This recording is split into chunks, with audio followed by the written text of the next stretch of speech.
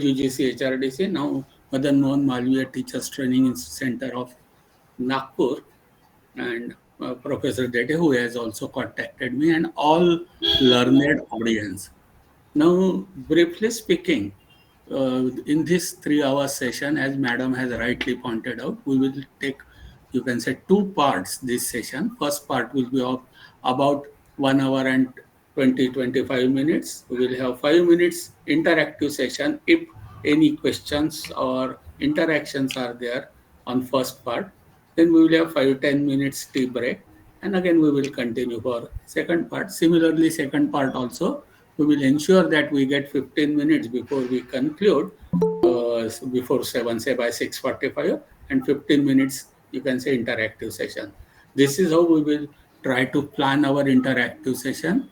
I will be very happy because all are learned, you can say, participants. NEP is almost being implemented everywhere. So many of us have already introduced, many of us might have, you can say, undergone various training programs. So probably at some time, they may have something more to add along with what I will be, you can say, interacting. So let us have free interactive session. If somebody feels that something more can be added, please feel free to add. If somebody feels intermittent also, some clarifications is required or some correction is required, please feel free to tell it. And if I unnecessarily stretch some point at some point, that time please feel free to tell me that, okay sir, this is clear, please go ahead, because these things may happen during the course.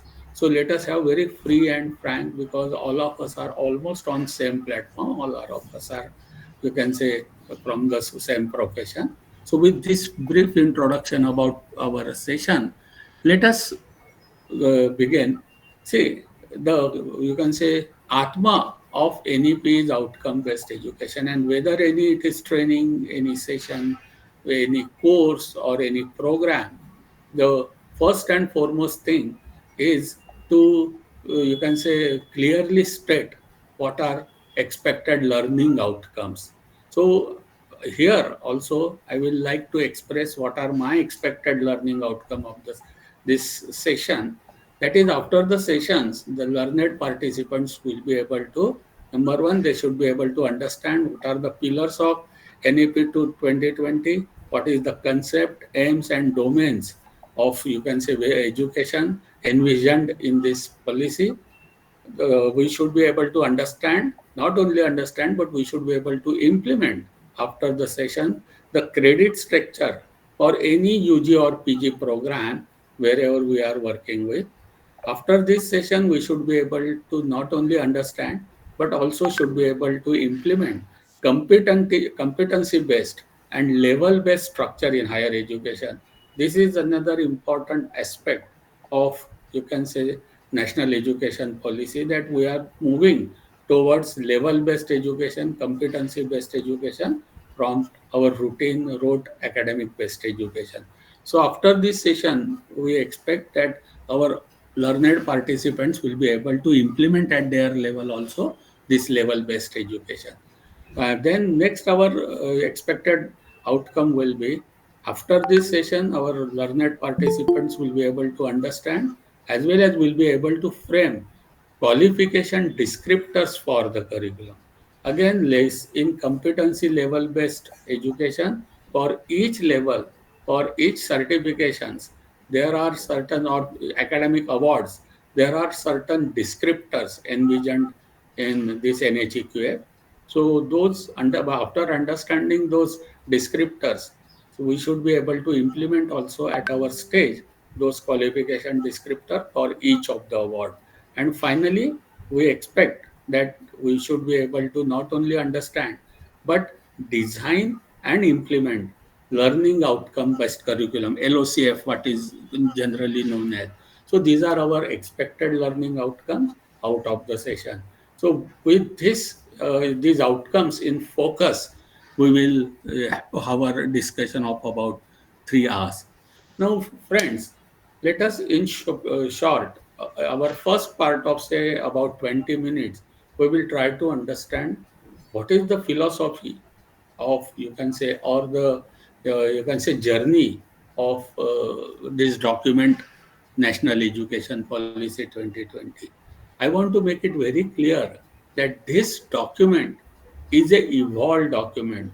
It is not that some, you can say, some committee was formed for a few years and only within few years Dr. Kasturi Rangan sir has submitted the report. It's not only that. If we see, it is a complete journey in itself. It's a evolved document. So this evolution of this national education policy started when our last policy of somewhere in 1985-86, our last education policy was implemented. Immediately implementation of that policy, some international events, some milestones have occurred nationally and internationally, and those were the, you can say, the footprints on which this policy got evolved. First thing was Washington Accord, which came after our last education policy. And first, the, you can say, the reaction of that acceptance, India being the signatory of Washington Accord, was standardization of our higher education, particularly technical education, with global standard. So some benchmarks come, some audit system came, and what we call it as NAC or NBA. Those, you can say, institutions came, and those who are in education, higher education, before 90, they will definitely appreciate that earlier there was nothing like NBA, National Board of Accreditation, and some team coming, inspecting, and accrediting the institute. It has come as an offshoot of, you can say, Washington Accord. And this policy, the one of the pillars, that is quality and accreditation, right from school system to higher education system. So that has come from Washington Accord. So in somewhere in 92, we know that India as a policy accepted privatization and globalization. And this globalization, privatization, even though it was, we thought earlier it was for trade and, you can say, commerce, it's what not so.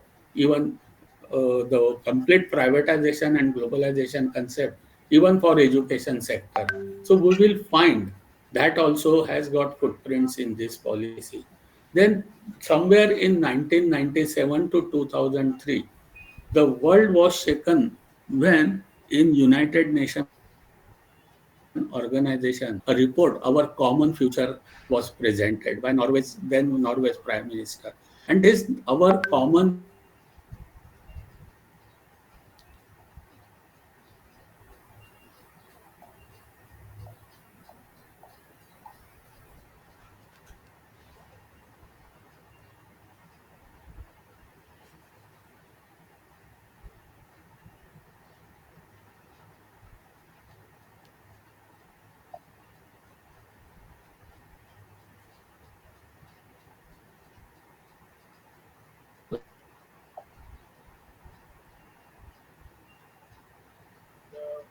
in February 2004, the Johannesburg conference took place and Bones declaration came out, and that very clearly stated that the onus of sustainability and sustainability development is on education in general and higher education.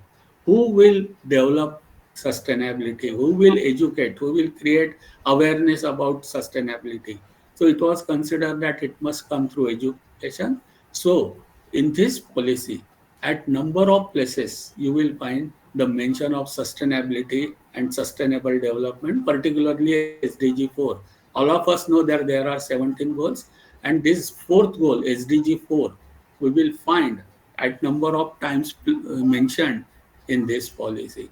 Somewhere in 2006, 2007, the IT revolution took place. And even all sensitive sectors like finance, banking, share market, they were touched by information technology revolution. And of course, in COVID, all of us also has witnessed that IT has really revolutionized our education sector too. So for access equity, it was found that there is no other way but to take help of information technology, IT enabled tools.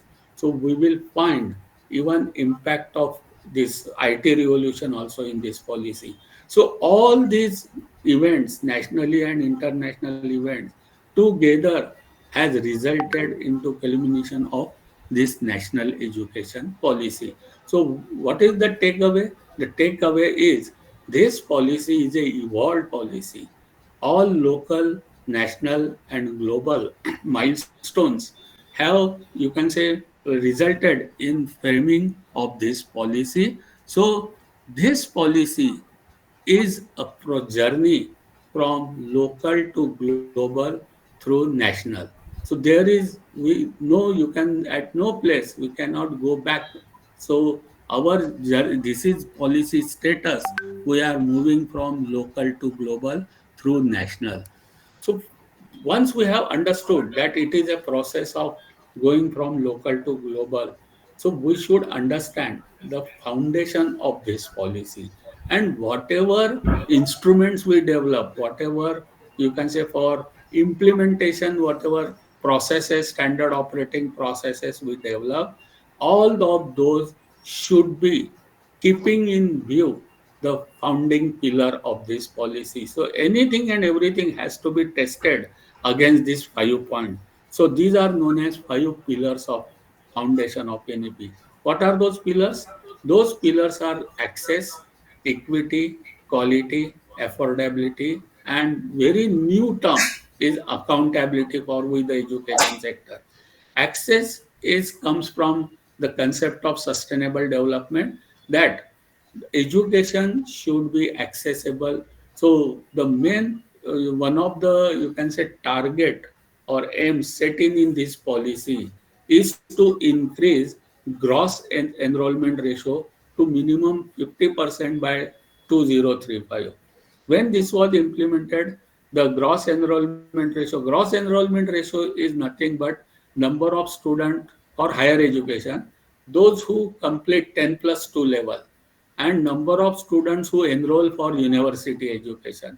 So this ratio was near about, even in, you can say, advanced modern state like Maharashtra, was around 25%. Now it has reached more than 30%. But the target, national target, is kept as, you can say, more than 50% by the year 2035. So access of education, we have to go up to 50% from then 25% in 2022.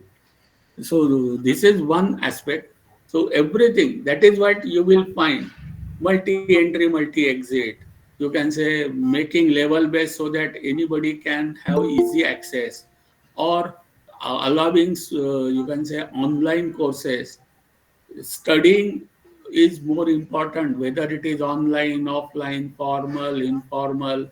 Mode of learning is not important, but attainment of whatever is expected outcome is important. Such type of policy statement, they talk about the concept of access. So it has to be a very open, you can say, doors have to be open, so there should not be any barrier. So I studied in my school some commerce, so I cannot study arts. So such type of barriers are to be removed. So in this policy, you will find the doors are made open so that access is made easy. Second is equity. So whether a student learns at X place in IIT, or whether a student learns at some other place in rural area or somewhere, it is expected that same type of, same quality of education everybody should get. That is why many frameworks are also made, and here the use of technology is very much, you can say, encouraged in this policy. So 40% of the curriculum can be studied by the student on online platform, recognized at online platform, or the, you can say, platform like Swayam or Mahaswayam. They are open. The MOOC courses are encouraged. The, you can say, the actions of such type are derived out of the founding pillar of equity. So quality education, but available to everybody. So just like mobile. So whether X person is there in city or metro, or Y person in rural, he gets same type of data, same type of, so mobile has made, you can say, equity very much possible. So using such technique, equity is expected in this policy. Of course, third is quality, which has come from Washington Accord. So NBA, NAC, so quality is emphasized in this.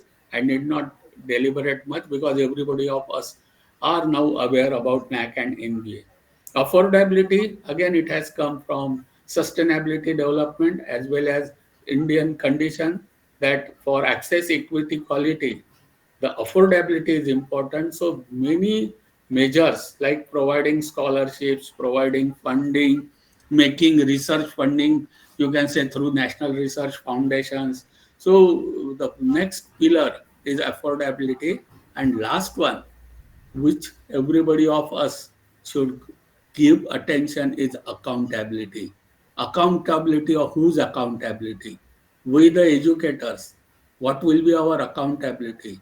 So for that, in these instruments like credit framework or qualification framework or curriculum framework, you will find everything is converted into outcome based education. So unless outcome is achieved or attained, it will be said that no. And for attainment of outcomes, there comes our accountability. So presently in implementation stage, even though this fifth pillar accountability is not yet emphasized or is not truly implemented, but I am afraid by another 5 6 years, this pillar also will become active accountability, and I do not know in what way we the educators will be held accountable if the expected outcomes are not met, such as access, equity, quality, and affordability. Those pillars are not reached completely. Who will be accountable? But even though it is not yet completely emphasized or implemented, we should be aware that that is also important pillar. So we, everybody of us, should be aware of these pillars, because anything and everything done in implementation of NEP will have to keep in mind these pillars. Now, let us take the concept. What is expected out of, see, it was earlier draft NEP policy was of few hundred pages, say 500, 600 pages, but final document as a policy, it is about 64, 65 pages. And for today's discussion, I have taken just gist of it. What is the concept of education? In this policy, probably first time, very clearly, what is education, what for education, and what is expected out of education. Those things are very clearly spelled out. Now, when I told that we will be accountable, so we will be accountable for what? So please understand this concept and aim of education envisioned in this policy. Here, this gives us the direction. Very clearly, it is mentioned that aim of education will not only be cognitive development, but building character, holistic development, individual. It will be individuals equipped with 21st century skills. So, what is the takeaway?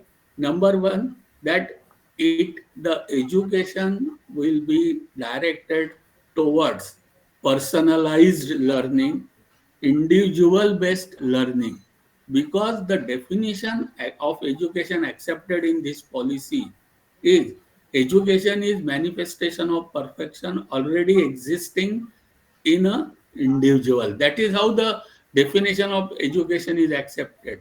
So we will find from group education, mass education, the system will turn into personalized learning, individuals development. So what individual is interested in, that will have more important, you can say, consideration for providing education.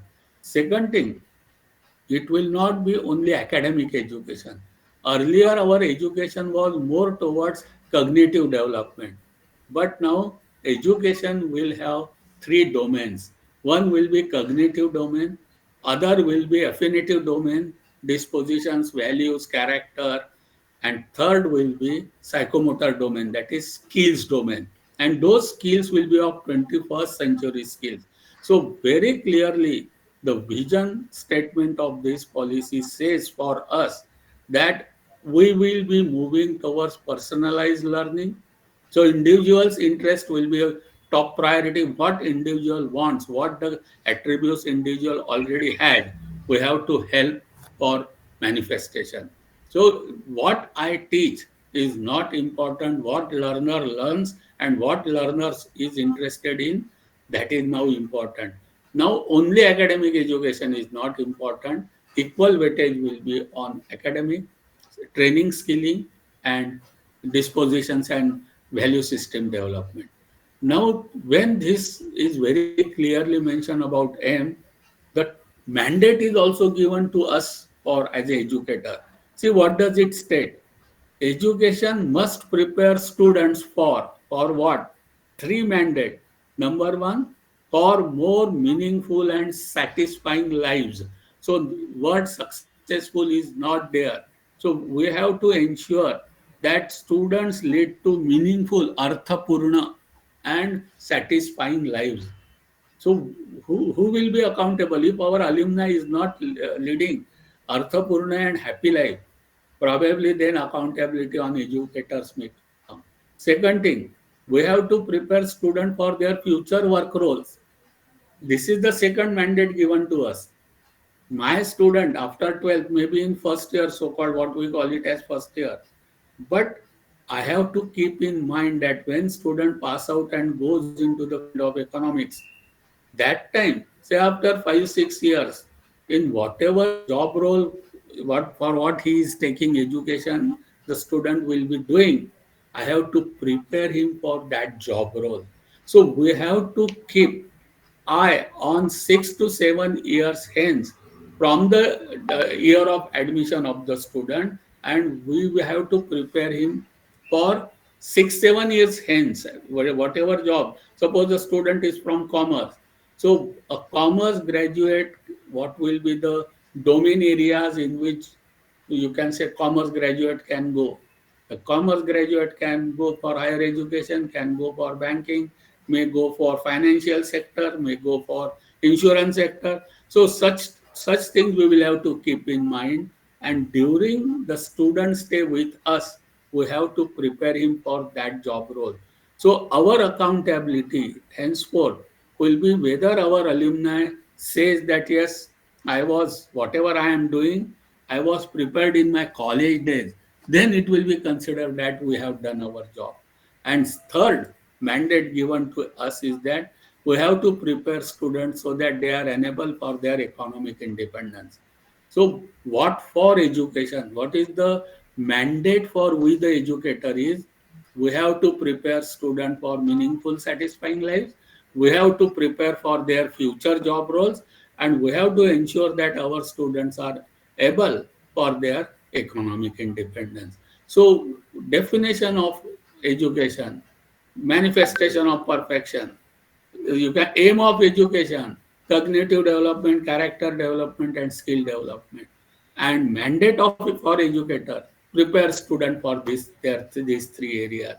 This is the, you can say, gist which we have to understand regarding this policy. This policy also talks, okay, they have given the definition, they have given the aim, they have given the mandate. They have also guided us how to go about it. So the policy very clearly states that education must move towards number one, less content and more towards learning. So for all of us, for BOS, for we the teachers, we have to keep in mind that the burden, unnecessary many things are not expected to be stuffed. It should be less content, it should be less towards teaching, it should be more towards learning. So our role is not a role of preacher anymore. It is about a teacher's role is more of a facilitator rather than a, you can say, preacher. How many hours I have taught is immaterial. What student have learned, whether student have attained expected outcome is important. This is what is the directive given to us. Second thing, in education we have to have content so that student it should move toward how to think critically and problem solving.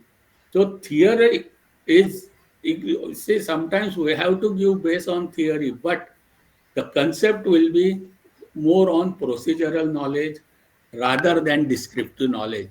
So our complete teaching process should enable student to become a problem solver. Third mandate is education must move so that student will be how to be creative. It has to be multidisciplinary. That is the mandate. So only science, only arts, only humanities, only engineering is not expected, because in real life it is the multidisciplinary environment in which everybody operates. So education is also to be made from monodisciplinary towards multidisciplinary or interdisciplinary. How to innovate, adapt, and absorb new material in novel and changing field. This is the guidance given to us for framing our curriculum or making our syllabi. Again, it is education should not develop only cognitive capacity, foundational or higher order, but critical thinking, problem solving, as well as social, ethical, emotional capacities and dispositions. So this is where education has to lead, and we have to take care in curriculum framing. That is why verticals of NEP you will find whatever 6, 7 verticals I have come up. So you will find that value education courses, co-curricular courses, Indian knowledge system, then field visits, then experiential learning. So those verticals have come because this is the mandate of NEP to envelop everything. So ultimately, when we come to curriculum design and course, you can say syllabus framing, we have to keep in mind that NEP says that education should enable individual. As in, again, I was saying, it talks about personalized learning, individualistic approach to study one or more specialized area of interest at deep level. Specialized area of interest. Whose interest? Student's interest. So what student wants to learn, that one or more areas student should be given education in deep. But character development and 21st century capability along the range of disciplines including science, social science, arts, humanities, languages, professional, technical, vocational. So it is the integration of various streams. So what is the big basic difference between earlier education and this education? Earlier education was compartmentalized education. So, right from say 10th, the student used to be of humanities, you can say arts or commerce or science.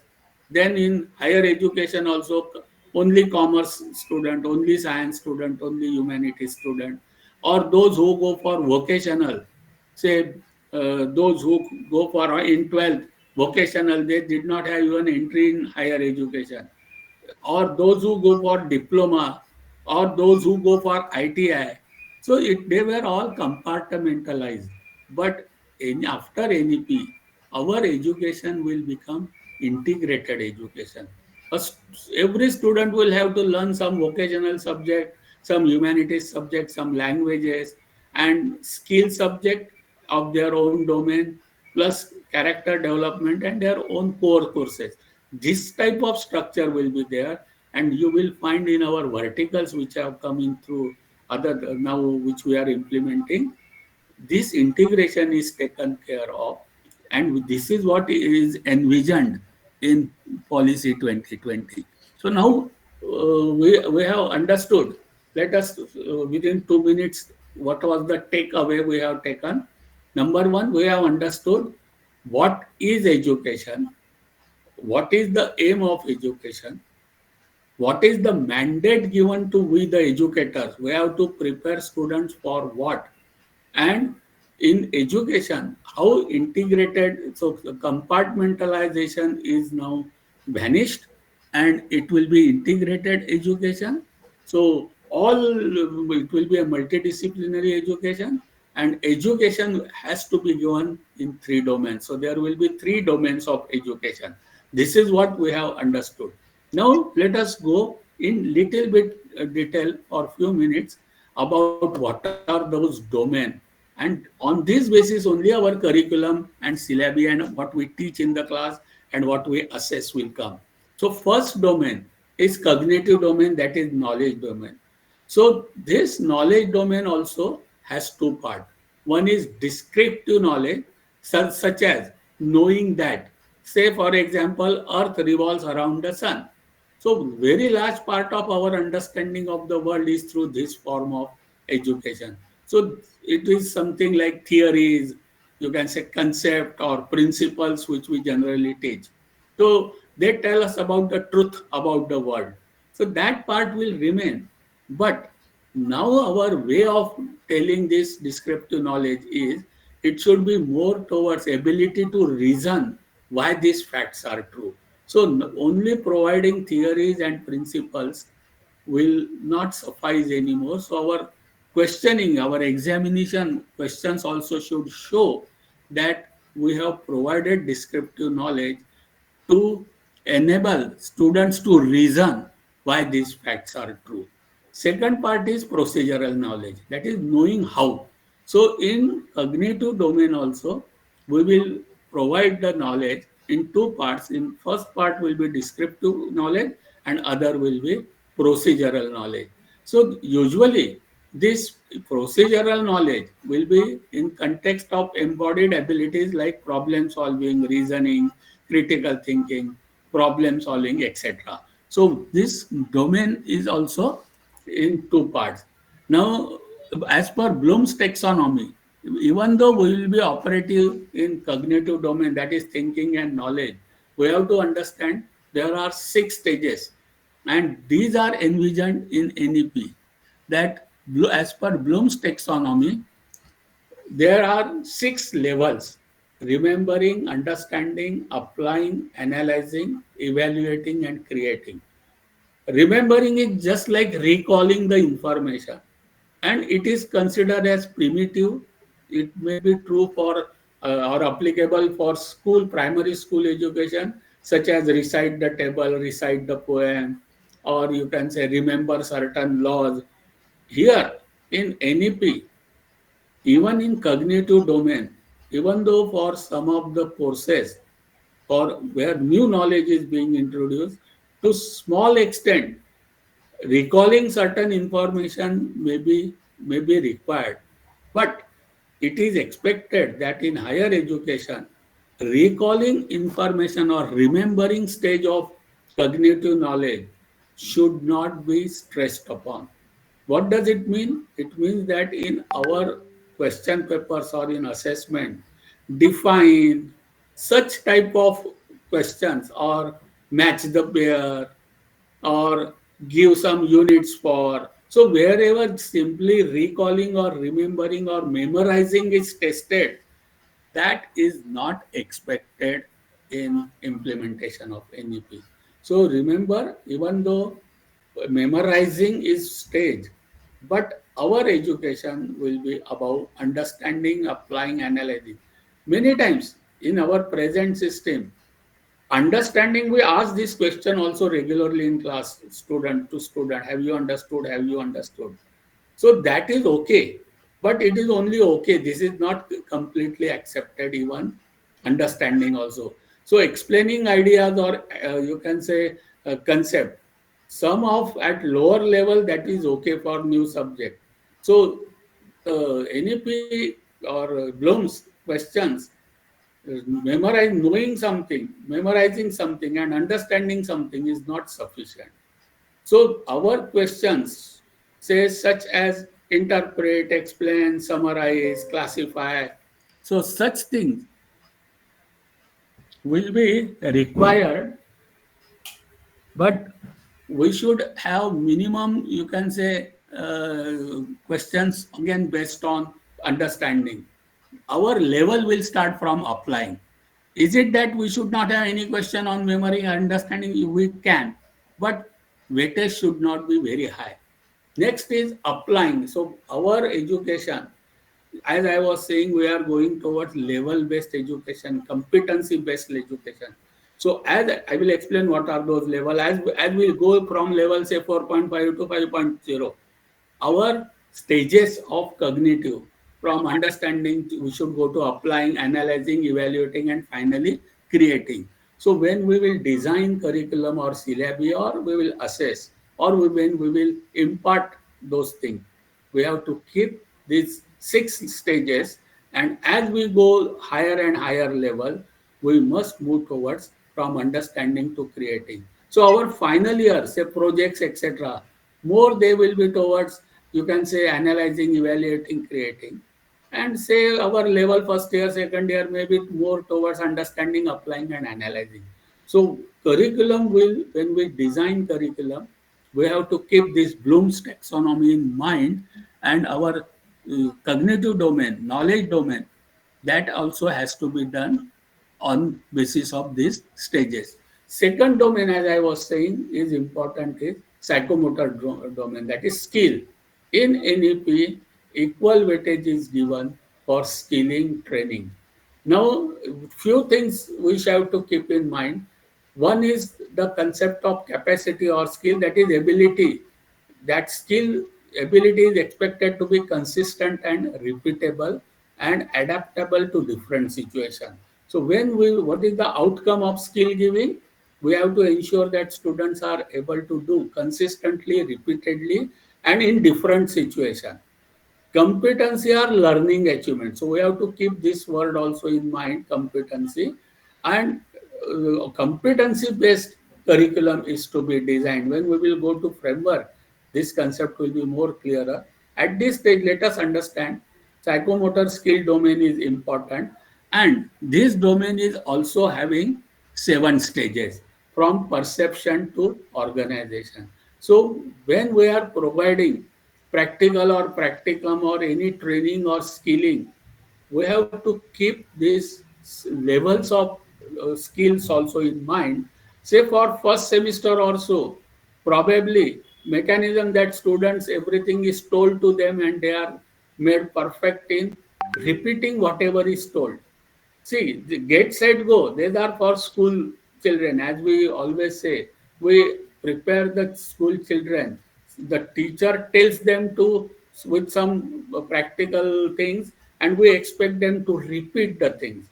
That is okay for school education. But for higher education, our stage will be minimum from guided response. In first semester, everything is told, and students are competently able to perform, able to choose the tools at different similar situations also, to finally organization, where new patterns they are able to generate using their skills. So remember, in competency based, when we will go to that time, even psychomotor domain will have 7 stages. Particularly perception, set, and guided response, they are more relevant for school, while for higher education, from guided response to organization, those stages will have to operate. Details we will again see when we will go to curriculum framework part of it. Third domain is affective domain. It talks about values, ethics, disposition domain. And in NEP, again, equal weightage is given along with cognitive and psychomotor to this affective domain also. Because the action needs strong motivation, and values and dispositions are sources of that motivation. It is accepted. Values are beliefs, what is right and wrong, while dispositions are attitudes and perception that form the basis of behavior. And it is found that many times a learner learns a lot. A person can do a very good things with his own hand, but if value system and you can say is not strong, then knowledge and skill may lead to disaster. Twin tower like things may happen if only values and dispositions are not there.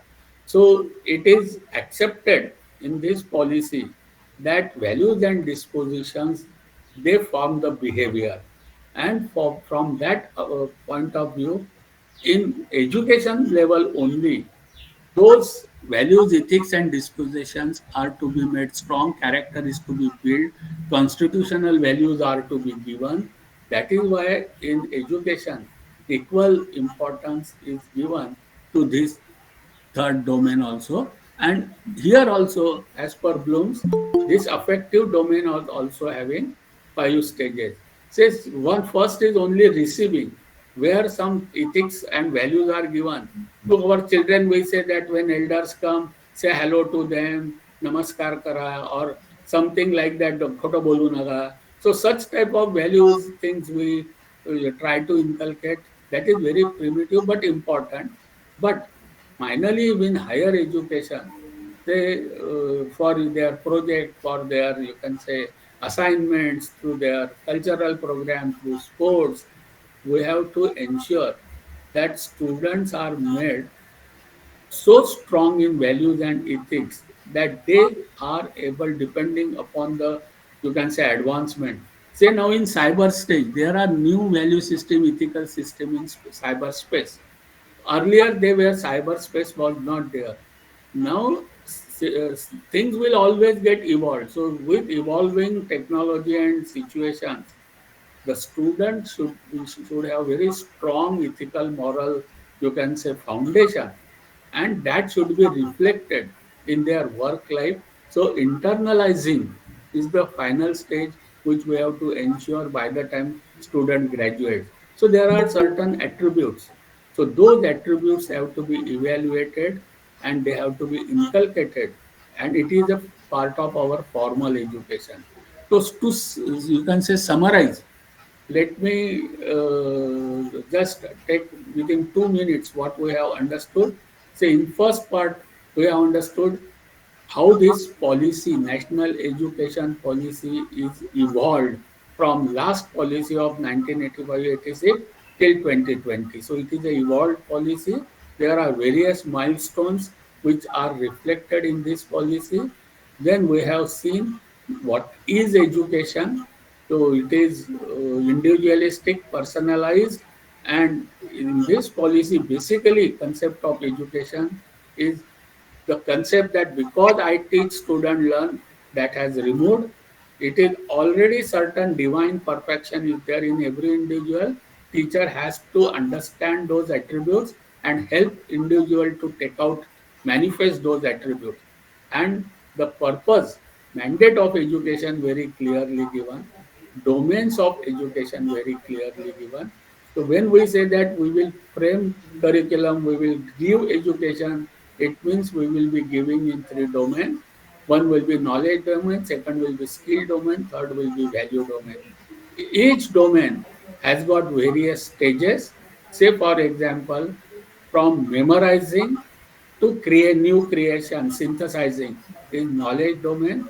So we have to ensure during our duration of course, all levels, higher stages are implemented in knowledge domain.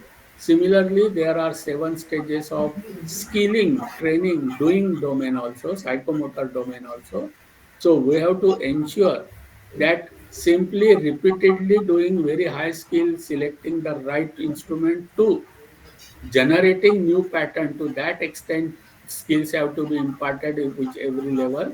And third is affinitive domain. Again, it has got 5 stages. So from get set go to internalizing, we have to ensure that even value education and value systems are inculcated, and everything is about showing the expected learning outcomes.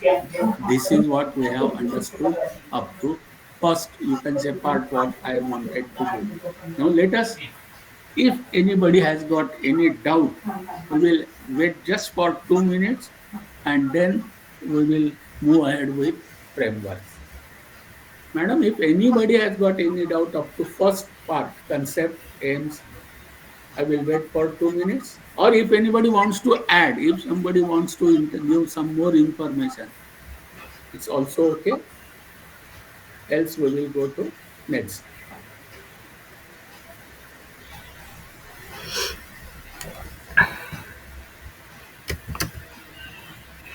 I hope I am audible, no? Yes, sir. Yes, Yes, sir, you clearly are audible. audible. Yes, yes. So if anybody friends have got anything to add, suggest or know in concept, aims, you can say concept of NEP, else we will go to implementation. Yes, sir. We can go ahead. Thank you, thank you. So now, once we have understood that policy document, now next is its implementation. So various instruments have come out for implementation of framework. One thing let us understand about this implementation. All statutory bodies like University Grants Commission, AICT, Ministry of Education, or Central Education Board, all whomsoever is involved in education, regulation, and statutory bodies, they have come together, and lot many international deliberations have come. After taking those deliberations for implementation, they have provided some framework. Now, first thing, let us understand the thought process behind this framework. Number one, as I told, it is the journey from local to global through national. So, whether and the pillar is equity, access as well as equity, and third is quality. So, whether a student is learning from any rural area, urban area, city area, metro area, or any institute, certain standard, you can say, framework has to be there under which everybody is free to operate. Our universities, you can say, powers are taken away? No. Whether autonomy is taken away? No. Everybody has got its own role, every autonomy, but now it is regulated through framework. So whether it is institute of X place or Y place, they will be working under common framework, because flexibility, the ability of student to move from one place to another place, and equivalency in alignment with international standard. So this is the way everything has to be looked into. So first was what is going on in international level. So aligning all national system with international level, remember it is sort of a part of a globalization only. It is out of international commitments, international, you can say, India has become signatory of various international levels.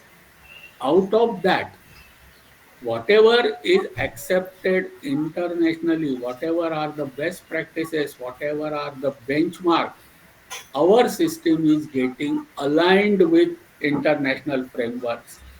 And in India, pan India, everything has to be under some common framework, so that a student is able to move, because we know academic bank of credit is there. So wherever credits are earned, those should have equal weightage, equal importance. So from that perspective, these frameworks are made. So what is the takeaway? Those framework which we will be discussing, that is for journey from local to global, and everybody in the country will be operating under this framework, and those frameworks are all aligned with international framework. So wherever we learn here, that will be accepted globally, wherever India is signatory. So from that perspective, try to understand this framework. So there are many frameworks. For our today's discussion, three important frameworks we will try to interact. First is credit framework, second is qualification framework, and third is learning outcome based curriculum framework. It is known as LOCF or LOB also, learning outcome based education. So let us understand first what is national this credit framework. As I seen, it is an open document. It is in public domain, published in April 2023. You will find UGC, AICT, NCVT, Ministry of Education, everybody we are on same platform, and jointly this report has come from that high level committee. And you will, if you see this document, you will find lot many international conferences, international deliberations have taken place. Then this document has come out. So what is this? So credit framework is based on basic principle that credits are function of. Remember friend, these are very keywords to understand the concept of credit. Achieving the desired learning outcomes.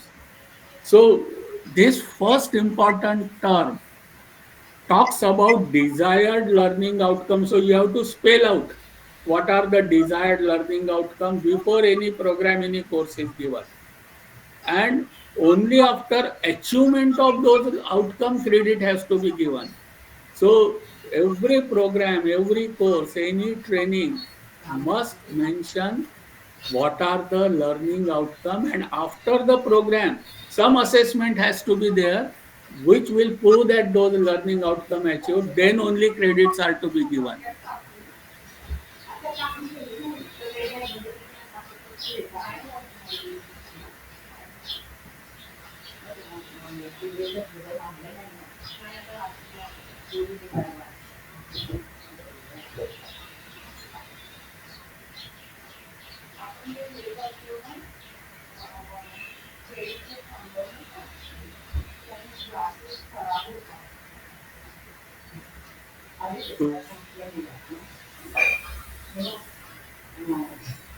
We have to ensure that we note duration, we note first mention desired outcome, we assess the student, and when we they are shown, they demonstrate the achievement, then only credit has to be given.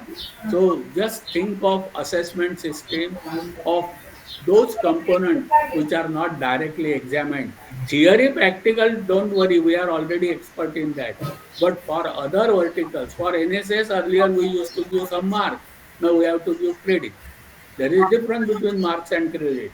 Credit will be only accepted if this test of 3 is given.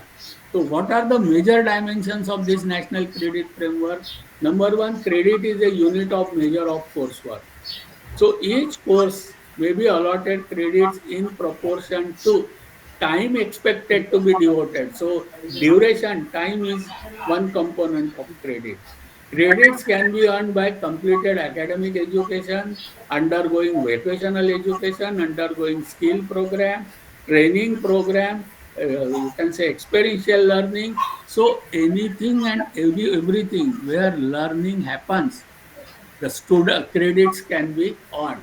So first thing about credit, we have understood that credits can be earned from wherever learning has happened. Only for earning credit, a test of 3 has to be there. There has to be certain period. There has to be some expected learning outcomes very clearly spelled out.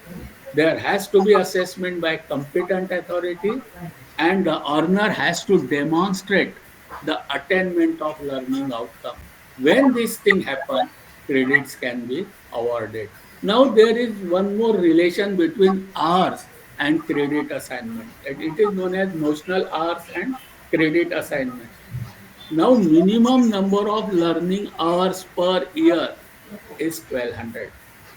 See, what does it mean?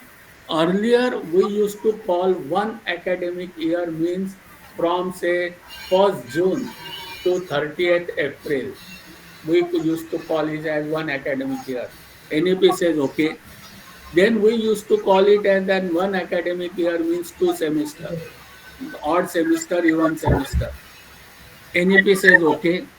Then we used to call that, okay, one academic year means 180 teaching days and one semester means 90 teaching days. NEP says, okay. Then we used to say that, okay, in 190 teaching days, we will have 15 to 18 teaching weeks. NEP says, okay. But in that, one more important thing is also added. One academic year means minimum 1200 learning hours. So what does it mean? Our academic calendar, our syllabi, our teaching learning plan, our weekly timetable should ultimately be able to show that student has learned 1200 hours, then only it will be said that one academic year is completed. So since we have got two semesters, so one semester means 600 learning hours. So unless we are able to show 600 learning hours, the student has completed that semester will not be there. So when we prepare our academic calendar, our timetable, we have to ensure that calculations will show that 600 learning hours are done in per semester. Now, as per this credit framework, for every academic year of 1200 learning hours, minimum credits will be 40. So this is international standard. So one academic year means 1200 learning hours means 40 credits. So one semester will be 600 learning hours and 20 credit. So for each semester of 90 teaching days or 15 to 18 weeks, so 1 week, suppose I consider 15 weeks. So 1 week means 40 learning hours. So this is how notional hours are related with credit. So I repeat, for one semester, everybody has to ensure that one semester means minimum learning hours has to be 600, minimum learning weeks have to be 15 to 18. So if I consider NCrF consider 15, so minimum learning hours per week will be 40. And for theory tutorial, 1 hour of learning will be one credit. So there are say 15 weeks. So if there is 1 hour per week, then there will be 15 hours per semester. So 15 hours of theory or tutorial will be equivalent to one credit course. So suppose there are 3 hours per week of theory, then it will become a 3 credit course because 3 hours per week into 15, 45 hours per semester divided by again 15. So 15 get cancelled, so it becomes 3 credit. So number of hours of theory and tutorial will amount to so many credit course. If there are 2 hours, then it will be 2 credit course. But for practical practicum, 2 hours will equivalent to one credit. So to earn one credit from practical, there will be 30 hours of learning per semester. And for others, they call it as school self-learning (SL). So it is about 40 to 45 hours. Say experiential learning, project, field visit. So 45 hours of internship will entail student to earn one credit. Overall, and on an average, 30 hours comes out to be on an average, I'm averaging it, becomes equal to one credit. So this is everybody, whether we are in X university or Y university, X institute or Y institute, autonomous or affiliated, everybody will have to follow this framework. Everybody's syllabus must show student has learned 600 learning hours notional, then only it will be considered as completed semester. And every student had learned 40 hours per week, then only it will be considered that completing the, you can say, required 20 credits per semester.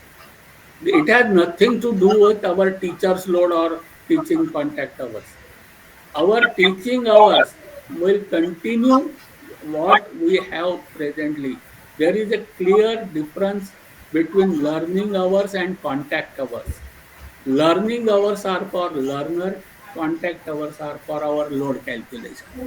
So this is very important change. So just as a compliance with teaching days and learning hours, so per semester, please ensure that there are 600 learning hours and there are minimum 15, you can say, weeks. So per week, students learning hour are 40. And for theory, 1 hour, one credit, and for practical, 2 hours, and for experiential learnings, 40, 45 hours is equivalent to per semester, of course, one credit.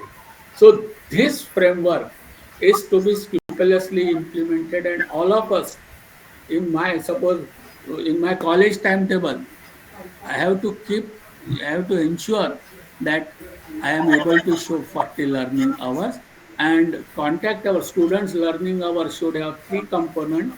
Earlier we used to have LTP, lecture, tutorial, practical. Now there will be four, L, T, P and SL, and together summation of L plus T plus P plus LSL for student should be equal to 40.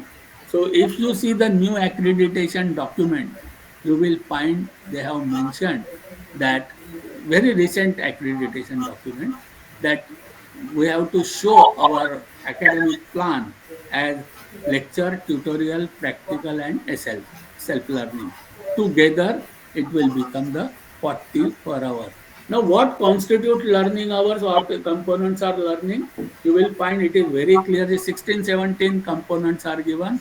Classroom, tutorial, lab work, innovation lab, project, incubation, yearly, half yearly exam, class test, quiz, other assessment, activities, such as which led to experiential learning, performing art, fine art, music, debate, discussion, essay, recitation, story writing, celebration of festival, self-design classes. So everything and everything, sports, games, life skills, social work, community work, field visit, vocational training, field work, internship, apprenticeship, everything will come under, you can say, learning hours, and together student have to, so portfolio is important document henceforth. Student, every student must maintain portfolios, and at the end of the session we should get it submitted, because self learning, teacher cannot keep record of self learning, the student can keep. If the student undergoes some, suppose some swayam, you can say sessions, or some YouTube he watches, or he does some social work. So anything and everything will be counted as learning. Who will keep the record? Probably student has to keep. So from first semester of first day, the student should be advised to prepare their portfolio files, and whatever SL they do, that record they have to keep. And because later on we will have to assess when we award credit for that. Another important is outcomes have to be measured, assessed, and students have to demonstrate attainment of those outcomes. So along with our term work, laboratories and theory classes, assignment, class test, one more important document every teacher should ensure that provide, that is their portfolios. So this is what is the outcome or takeaway from this national credit framework. Again, I will wait for 1 minute, because there may be certain doubts about contact hours and learning hours, how to account whether load will increase or decrease. Some sort of big question may come, or there may be some confusion about credits, marks, learning hours, learning week. So if something is need to be again explained, or if anybody has got something more to tell, for 1 minute we will keep for interaction, then we will go to NHEQF.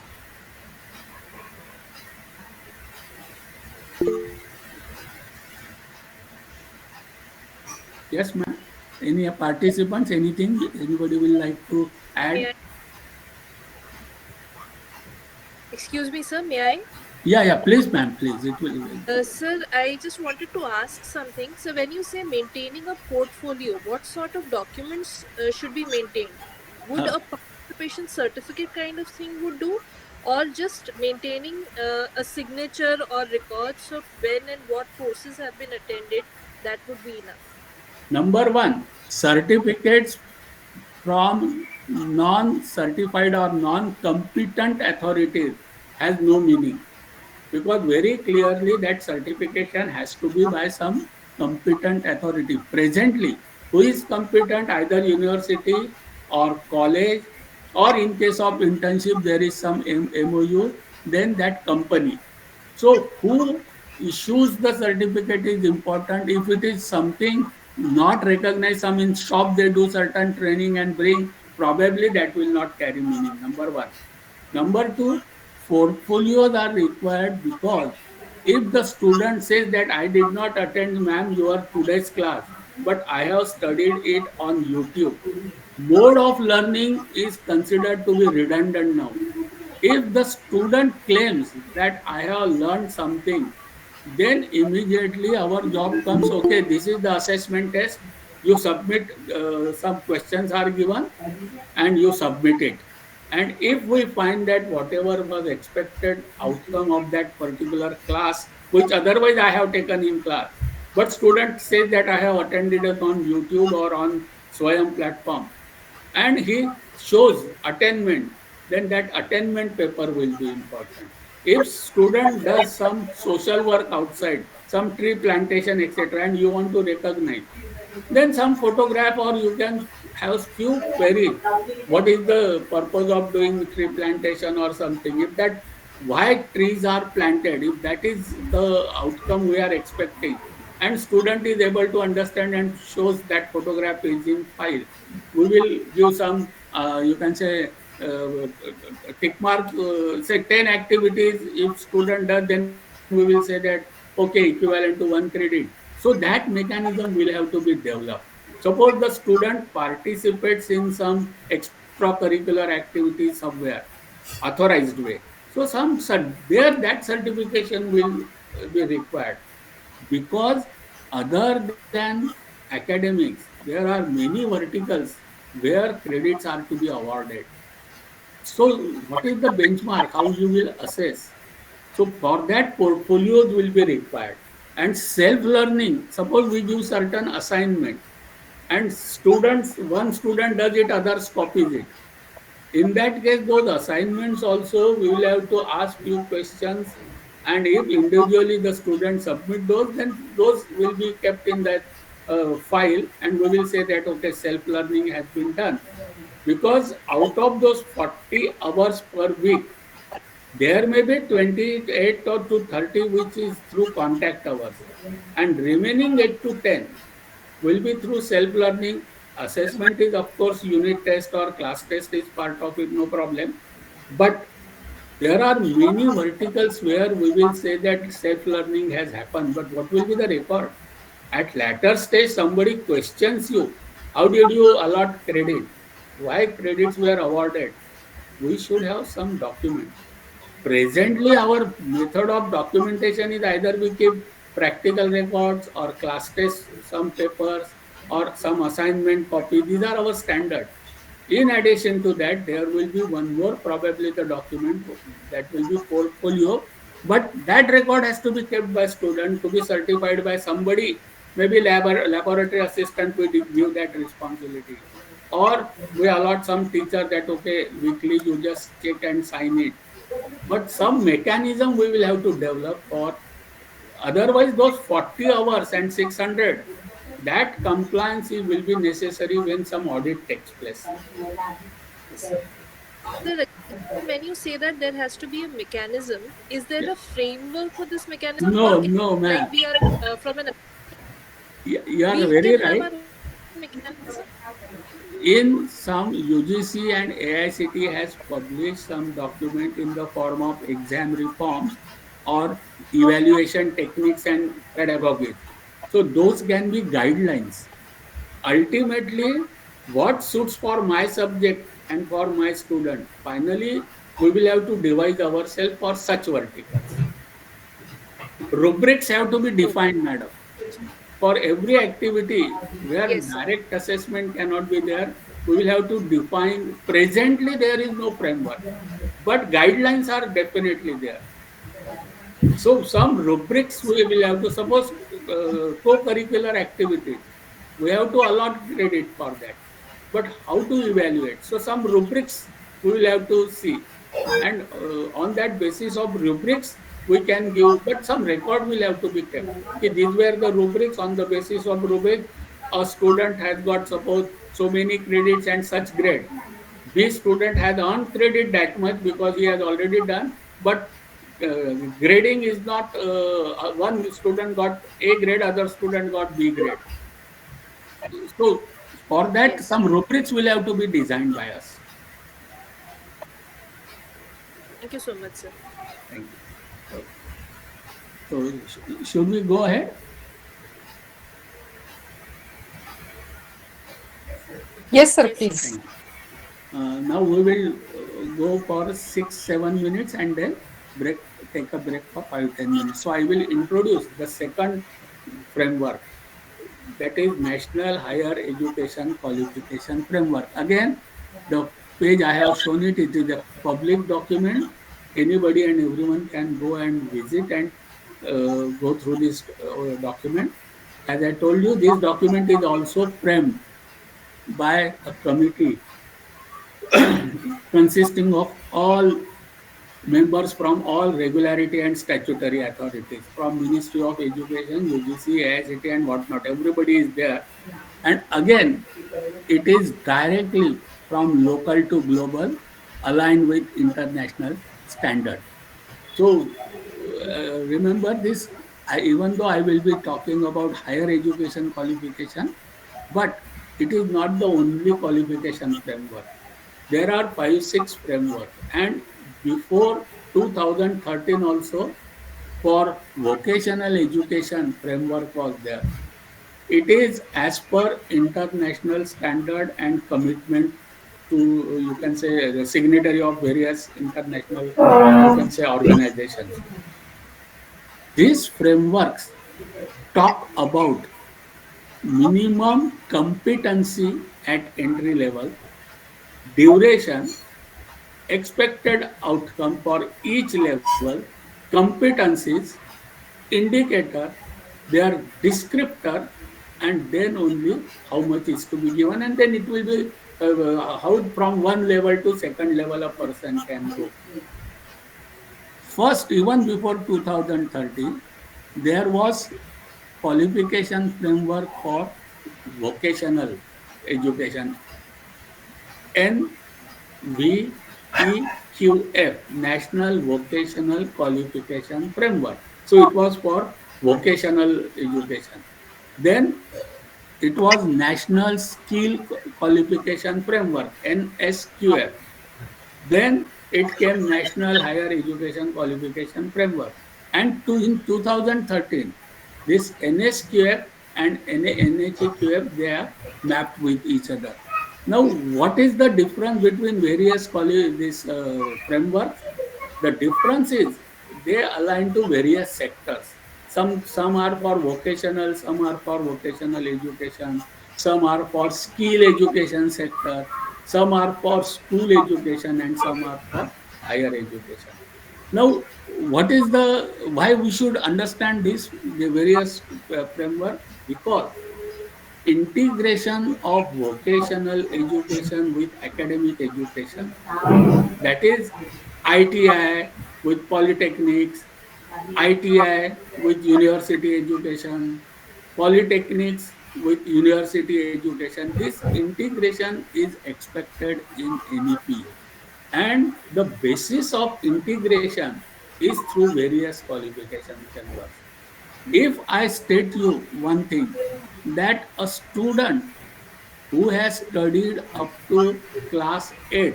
We know that now in school education, it will not be 10 plus 2 system. It will be 5 plus 3 plus 3 plus 4 system. So this plus 4 means 8, 9, 10, 11, 12. 9, 10, 11, 12 is a plus 4. There will not be 10 plus 2.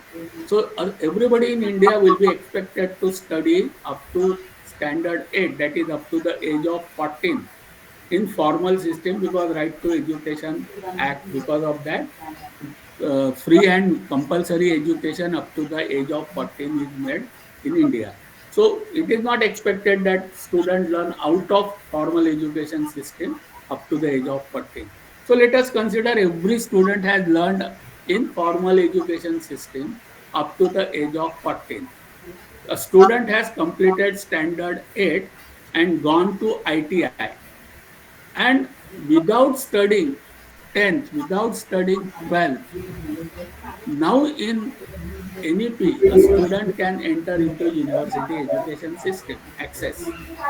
So that type of integration, a student leaving the school after 8, doing ITI, doing some experiential learning in his job or in some profession, achieving certain competency, some national testing agency test that competency and ensure that student has attained certain level, 4 say I say, 4 level 4 is equivalent to 12 and enter can enter into level 4.5, which is first year of university system.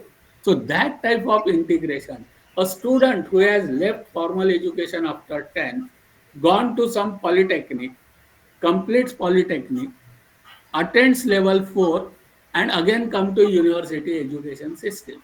So that type of, from year based education to level based education and making those qualification with certain expected outcome and some level competencies descriptor and ensuring that that award of any certification is on basis of those descriptors, and the student can migrate from vocational education, from vocation to vocational education to skill education to academic education, and vice versa. That type of integration is done through this qualification framework. So this is the vast canvas. Suppose you want tomorrow in your college, some student come by doing ITI and having NTS certificate of National Testing Agency's NTS certificate of level 4, you will have to admit that student in your first year. You cannot say, "Arey, you have not done 10th, you have not done 12th, how you can come to university?" There is possibility. This is where the first pillar access comes into. So now imagine to how important it is to understand qualification frameworks for us when we will be implementing NEP in full. Say after 3, 4, 5 years, when NEP will be in complete full swing, that time such situations will come. So objective of this higher education qualification is to define academic standard and learning outcomes. Again, everywhere you will find standard and outcome. So through this qualification frameworks, standard and outcomes are very clearly. So let it be NVEQF, NVQF, NSQF or NHEQF. Standard and outcomes are mentioned here. It will enable horizontal and vertical mobility across discipline. So access, you can say removing the boundaries. A student doing a vocation can enter into vocational education. A student doing vocational education can come into skill education. Student doing skill education can come into higher education. So this horizontal vertical mobility level based is possible and it is to be made possible. That is the objective of NHEQF. Promote international comparability of Indian degrees. As I told you, it is globalization. NEP implementation is one way of globalization. So our framework is based on what is known as, we have accepted European Union framework, Bolino process and Dublin descriptors. So we are, it is made comparable with all international standard and support employability and lifelong learning, because after attaining certain level one can take exit and again come back. So lifelong learning is possible with this level based education and competency based education. So I think we should break for 5-10 minutes with this introduction, madam. Yes, participants, what do you suggest? Should we take a break of 5-7 minutes so that at, Yes, sir. yeah, 5:30 we will join, or 5:32 we will again join? Yes, sir. Yes. We will start at Yeah. 5:30. Yeah. Yes. Any, Friends, please don't leave the meeting. Stay connected. Just take break of 5 to 7 minutes. We will start at yeah, 5:30. anybody who wants to add anything, who wants me to correct myself, anything you feel that I need some correction while presenting myself? if any feedback, or should is it okay with the way I am doing? Should I continue for next session? Yes, sir. Okay, thank you.